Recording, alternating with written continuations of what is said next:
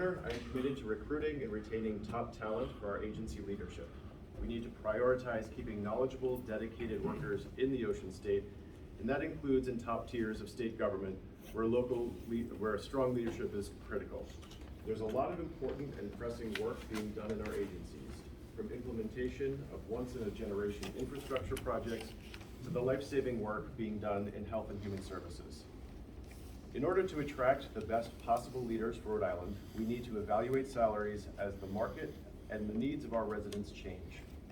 When I first reviewed the proposed increases for the 13 cabinet positions presented today, I understood the suggested salaries as the tops of their respective ranges.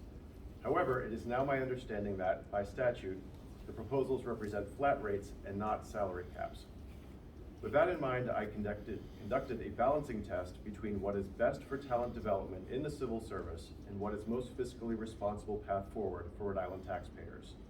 What I recommend today is a phased approach where the salaries originally proposed by the Department of Administration for today's hearing reflect the ultimate goal, but future increases would take place incrementally over time.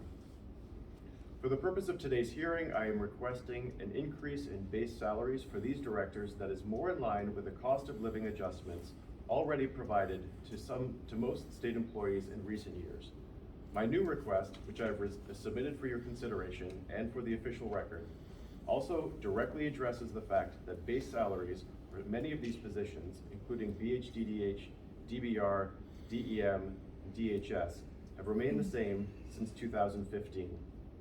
The increase for each cabinet salary is equal to a 2.5% increase per year from the date of the last salary increase for each position. Now, at this point, I would say that the governor's written testimony has a table demonstrating the base salary and the recommended salary for 11 positions, reflecting that 2.5% annual adjustment since the last salary increase. Resuming written testimony, there are a few nuanced changes I am also recommending.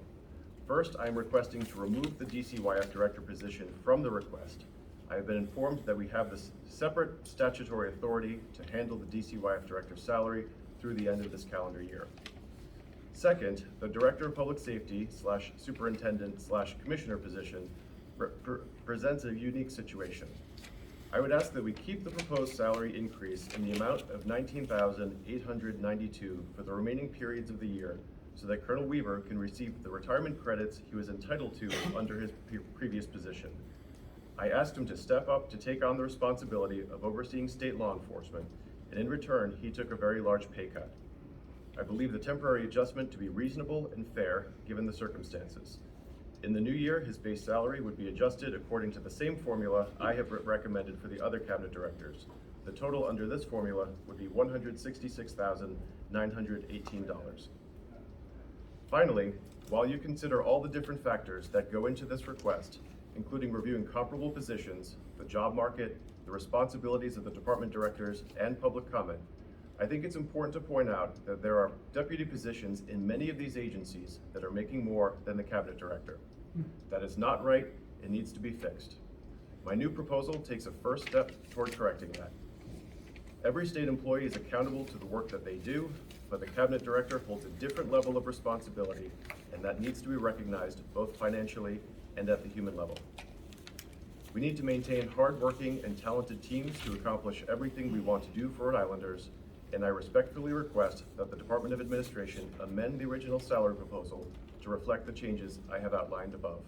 Thank you for your time and consideration.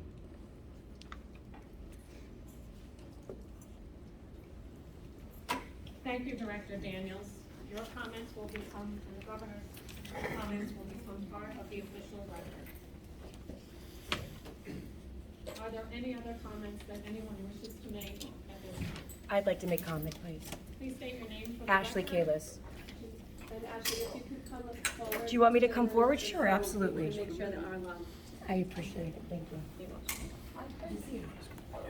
I'll stand still.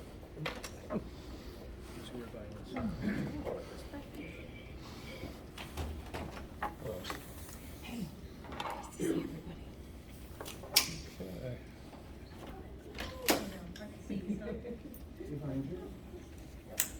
Good morning. Let me know when it's appropriate, then we'll start. Ashley, for the official record, would you just please spell your name? Yeah, it's Ashley, Ashley, Kalus, Kalus. Please go on. So I'm here today to comment on the pay raises, which showed a governor who is completely out of touch with the working people of Rhode Island. These pay raises, some which are $60,000, do not take into account the fact that the median household income in province where we are now is $49,000 a year. When we talk about leadership, we talk about somebody with the ability to recruit individuals to these roles. And the governor lacks the ability to do that. Other governors did not have that problem. I have been having private conversations, and the rate has never come up as an issue as to why people won't come here. Another thing that struck me is that in the governor's testimony, he has now backed away from what he originally proposed because he said he did not understand what he is doing. This is a pattern of incompetence and also backing away when public pressure calls out things that he does that are simply wrong. So I'm here today to speak about the fact that these raises are out of touch, that the governor is incompetent. He did not know what he was doing when he was doing so, and only today he comes in and admits that to the public. We deserve better. Thank you. Thank you, Ms. Callis. Your comments will become part of the official